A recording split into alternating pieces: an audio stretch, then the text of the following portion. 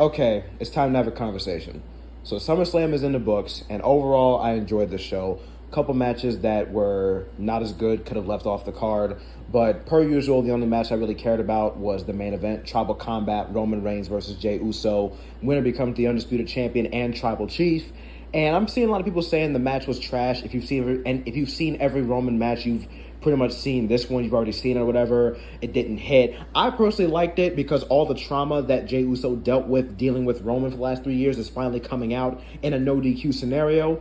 And let me say this real quick. I knew for a fact Jey wasn't winning. I knew. A part of me wanted to believe that he would because he seemed like the only believable person to do it. But once we got the match confirmed, it didn't feel, and the closer we got to SummerSlam, I was like, you know what? It might not happen. The closer we got to SummerSlam, I started thinking Jey might not win. So I'm already knowing that Jey didn't win. But close to the end of the match, I'm like, okay, Roman just hit Solo with a spear. Solo might turn on him. Jey's getting closer. Uso splash, whatever. Boom. Gets pulled out of the ring. And the dude that pulled him out was his own brother, Jimmy. I'm going to be straight up with y'all. This is one hell of a plot twist, but in my opinion, it doesn't make any sense. Because Jimmy was the one that gave Jey the courage to pop off on Roman in the first place.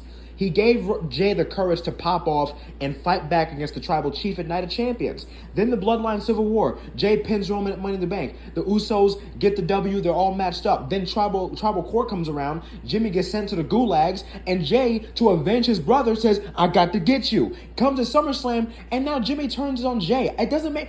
bro, he literally stuck up for you. I don't understand it, bro. It's a weird plot twist. It's good and bad. It's good because no one expected it, but it's also bad because it doesn't make any kind of sense. And Roman, Universal Champion as always.